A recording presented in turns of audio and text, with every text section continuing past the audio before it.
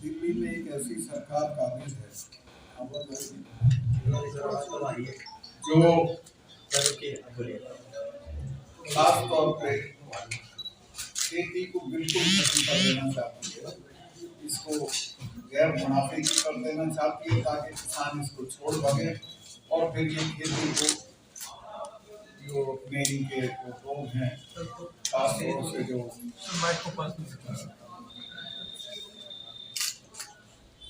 व्यापार में है, अडानी है, अंबानी है, इन लोगों को जमीनें देते हैं, ये खेती का कॉर्पोरेट फार्मिंग है। इसी तरह और एक चीज थी किसान वर्गों के पास, जहां अपवर्ड मोबिलिटी होती थी, उनका लड़का एक फौज में चला जाता था, वो हवलदार होता था, उसकी अगली पीढ़ी मेजर हो जाती थी और तीसरी पीढ़ी लेफ्टिनेंट जनरल होकर रिटायर होती थी। अब उसको भी खत्म कर दिया। अग्निवीर योजना ले आए, कौन चार साल के लिए कौन अपनी जान देगा, कौन चार्ज कराएगा, कौन भी सब चीजों को खत्म करने का एक प्रोजेक्ट है कोई मोहब्बत नहीं है देश।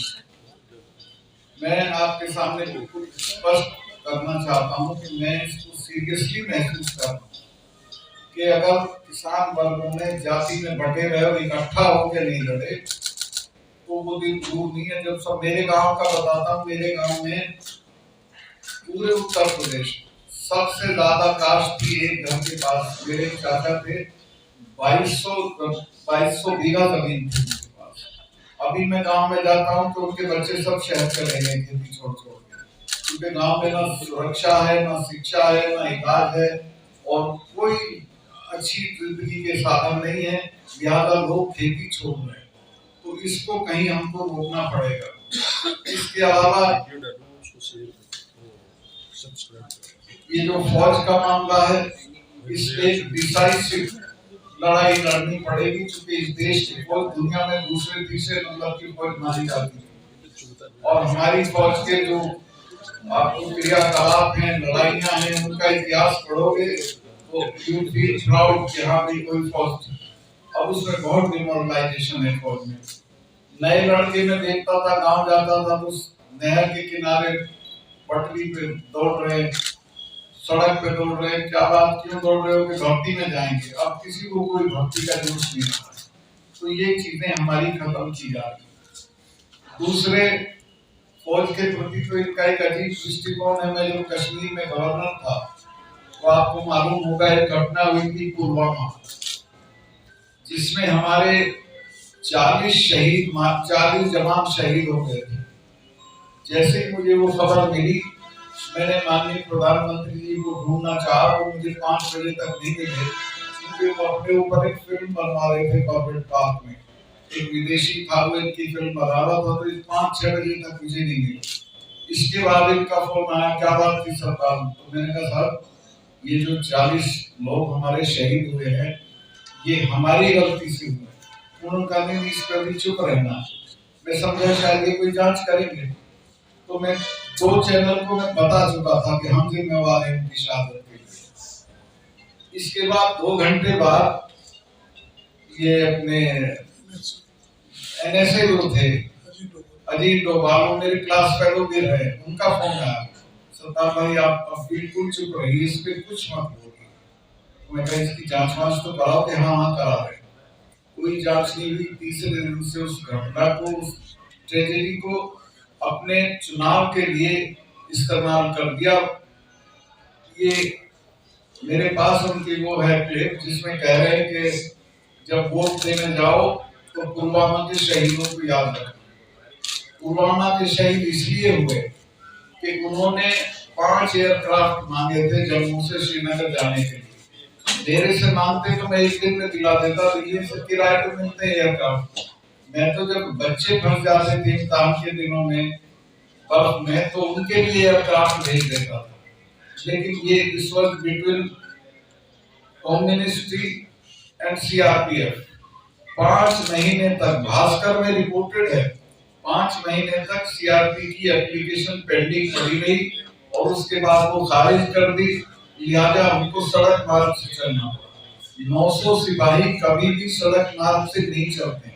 सड़क बिल्कुल सैनिटाइज नहीं थी, मैं खुद गया हूँ जिन जिन जगहों पे वो घटना हुई, वहां 10 सड़कें 10 लिंक रोड बिछती हैं, एक भी मैन नहीं थी, किसी की कोई जिप्सी नहीं थी, कोई रोकने वाला नहीं। तो जो हमारी लापरवाहियां थी उसकी वजह से हमारे जवान शहीद हुए। आज तक उसकी कोई जांच नहीं हुई है। मैं आपके माध्यम से पुनः सरकार से निवेदन करना चाहता हूं कि पुलवामा कांड की पूरी तह तक जाना चाहिए और जो जिम्मेवार थे एयरक्राफ्ट मना करने के लिए उनके खिलाफ सख्त से सख्त कार्रवाई होनी चाहिए। तीसरी चीज, एक ये जो ईस्ट कैनाल है ईआरसीपी एक ऐसा प्रोजेक्ट है जिससे राजस्थान को बहुत फायदा होने वाला था। इसको भी केंद्र ने रोक दिया है, जबकि स्टेट गवर्नमेंट पैसा देने को तैयार है, पैसा दिया भी है, लेकिन सेंटर ने बहाना बनाकर उसको रोक दिया। तो ये सारी चीजें हैं जो एंटी पीपुल, किसानों के खिलाफ, मजदूरों के खिलाफ, जवानों के खिलाफ हो रही हैं। इन पे हमको लड़ना पड़ेगा और मैं सब पार्टियों से, सब जातियों से, सब लोगों से अपील करता हूँ कि आने वाले चुनाव में बिरादरी का फर्क मिटा के किसान की तरह वोट करें, अपने सवालों पे वोट करें, अपने हितों को देख के वोट करें। सोचे कि कौन हमको बर्बाद करना चाहता है, कौन आबाद करना चाहता है। मैं भाजपा को वोट नहीं करें आम जनता बिल्कुल यही कहना है, क्योंकि इन सब चीजों के लिए भाजपा जिम्मेवार है। उनके यहाँ जगहों के कार्यक्रम लगे, कुछ जगह नहीं जानता, लेकिन लोकल लोग, पार्टी, ये सब लोग तो कर ही रहे। मैं उनका आभारी हूँ, लेकिन राज्यपाल बनने के बाद मैंने अपनी स्वतंत्रता, अपना विचार, अपनी बुद्धि गिरवी नहीं रखी। मैं बीजेपी के खिलाफ नहीं बोल रहा हूँ, इश्यूज पे बोला। किसानों का जो मामला था, मैं चूंकि चरण सिंह स्कूल का था, उनके साथ मैंने किसान आंदोलन किए थे और उन्होंने मुझे कहा था कि बेटा आप निर्वाचन का सवाल जब आए तो कोई पद से छोड़ देना। मैं जब माननीय प्रधानमंत्री से मिले गया तो इस्तीफा जेब में रखे गया और उनसे मेरी जाति तू तलाक हो गई और मैं फिर उनके खिलाफ बोलने लगा। मैं भाजपा के खिलाफ नहीं, आप मुझे कहेंगे गडकरी जी मैं उनके खिलाफ नहीं हूँ, लेकिन यस मैं मोदी जी के खिलाफ हूँ। जिसके काम मुझे पसंद नहीं है मैं उनके खिलाफ तो आपको और ना मैं किसी पार्टी का खिलाफ। मोदी जी के एमआर उनके काम ऐसे है कि उससे उनके कामों के खिलाफ, उनके भी वो मेरे बहुत अच्छे मित्र थे, लेकिन उन्होंने दिल्ली, गुजरात में वो बहुत बढ़िया थे, दिल्ली आने के बाद जो गड़बड़ हो गए और वो भैया जी लिख के मरे हैं कि दिल्ली आदमी को बर्बाद कर देती। तो ऐसे कौन से गलत काम है मोदी जी ने?